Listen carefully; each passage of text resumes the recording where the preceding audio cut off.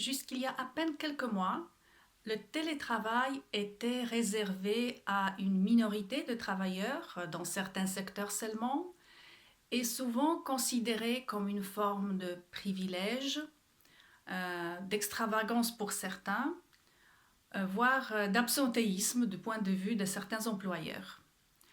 Avec l'arrivée de la pandémie, des confinements, une grande partie des travailleurs qui n'ont jamais fait de télétravail ont été demandés justement de travailler à distance. Aujourd'hui, après plus de 7 mois d'expérience, de confinement, de libération, du reconfinement souvent, de la nouvelle normalité qui est arrivée, nous pouvons faire les premiers bilans, les premiers constats. Et la première pensée qui me vient à l'esprit, c'est que le télétravail, du moins partiel, ce qu'on appelle le travail hybride, a un grand avenir devant lui, à condition qu'il soit vraiment très bien organisé, très bien expliqué et soutenu par les États dans leur système de droit de travail, par les employeurs dans leur organisation et par les employés qui doivent quand même adhérer à cette nouvelle forme de travail.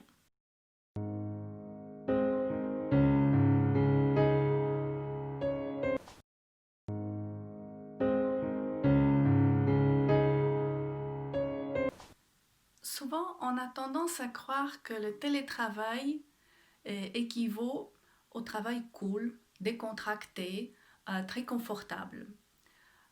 Sur certains points, c'est vrai. Euh, Par contre, le télétravail efficace et bien organisé nécessite quand même une grande vigilance par rapport à quelques points, surtout du point de vue d'un collaborateur que j'aimerais bien évoquer maintenant. Le premier, c'est la capacité de créer sa bulle professionnelle, de se concentrer, de faire l'abstraction de ce qu'il y a autour de soi, notamment dans le cadre familial, personnel, pour se concentrer et être en quelque sorte intellectuellement à l'extérieur de chez soi. Deuxièmement, il y a aussi un risque des débordements entre la vie personnelle et la vie professionnelle, surtout euh, à force de travailler à des heures parfois différentes que celles habituelles de bureau. euh, on donne en quelque sorte l'autorisation à son entourage professionnel de nous solliciter à n'importe quel moment de jour ou parfois même de la soirée ou de la nuit. Euh, on a enfin l'impression qu'on est 24 heures sur 24 au travail et 7 jours sur 7 si on est constamment en mode veille professionnelle. Troisièmement, euh, il y a aussi l'aspect technique, c'est-à-dire il faut être vraiment bien équipé, bien organisé, avoir la bonne connexion, ne pas avoir de dérangements familiaux notamment. On a tous vu ça. Bien sûr, c'est mignon, parfois c'est anecdotique, mais ça ne peut pas durer d'une manière permanente. Donc, ce sont les choses auxquelles il va falloir faire attention. Et puis, la chose la plus importante, comment combattre la solitude. Humainement, nous aimons être en contact avec les autres. Même les personnes les plus introverties, de temps en temps, ont besoin de sortir de leur bulle et d'échanger. Euh, Parfois, le contact par Internet, par une téléconférence est suffisant. Parfois, on a besoin de contact avec une personne physique devant soi. Donc, pourquoi je parle de l'aspect solitude? Parce que ça fait partie de ce qu'on a appelé le bonheur au travail. Vous vous souvenez, depuis plusieurs années déjà, on parle des managers de bonheur, de la réalisation de soi au travail, du relationnel réussi, de la vie de société, en quelque sorte, en milieu professionnel.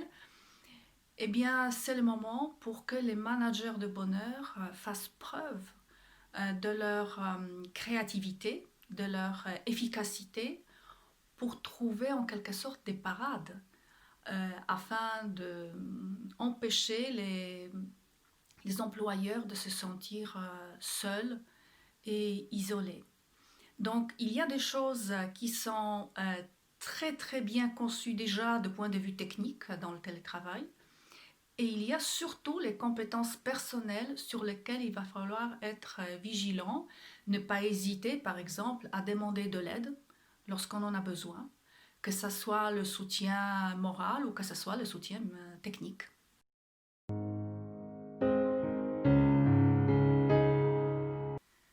L'avenir appartient donc au travail hybride, partiellement présentiel, partiellement télétravail. Maintenant, hybride comment? Dans quelle proportion? À quelle fréquence? Ça doit bien sûr tenir compte du type d'activité, déjà du secteur d'activité de l'entreprise, et en même temps de la spécificité du poste exercé par une telle ou telle personne. D'ailleurs, c'est une excellente occasion pour revoir les descriptifs des postes et d'y intégrer l'option de télétravail, tout comme l'intégrer dans les contrats de travail anciens ou futurs, bien sûr dans le cadre des dispositions légales. C'est tout un travail d'organisation extrêmement minutieux, une réflexion, une analyse qui doit être fait d'un commun effort par le management stratégique, bien sûr le management RH et le management opérationnel. Là, je parle d'une grande structure où ces fonctions sont séparées, mais ça concerne aussi les petites structures, notamment les entreprises familiales où parfois les trois fonctions que je viens d'évoquer sont exercées par la seule et même personne. Cela n'empêche que ces trois compétences sont nécessaires pour bien concevoir le système hybride périn pour une entreprise.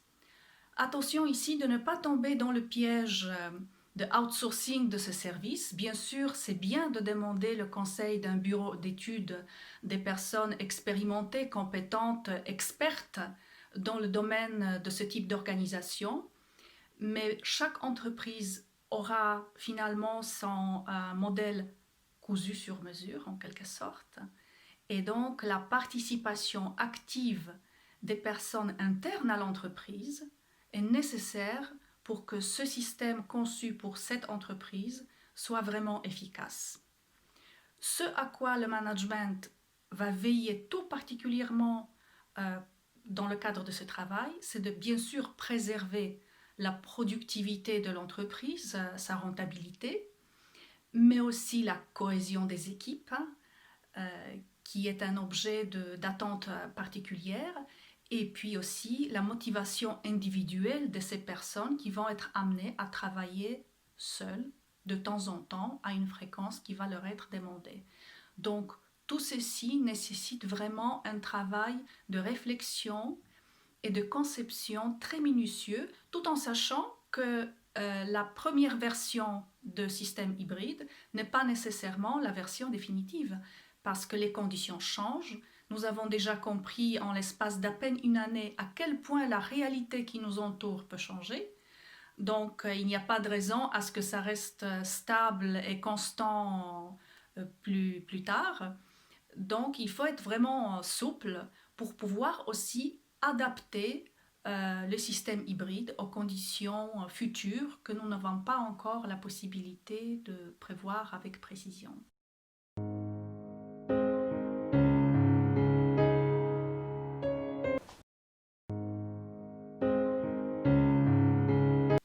Je pense que comme chaque conduite de changement, l'introduction de travail hybride dans une entreprise obéit aux mêmes règles.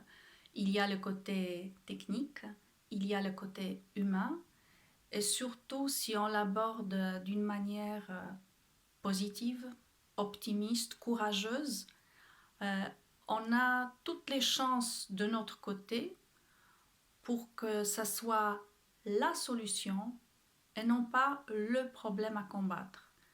C'est toute la différence dans l'approche, et j'espère que les entreprises qui vont se décider de franchir ce pas vont le réussir haut la main, justement d'un commun effort entre le management, les collaborateurs et éventuellement les conseillers externes qui vont les soutenir dans cet effort.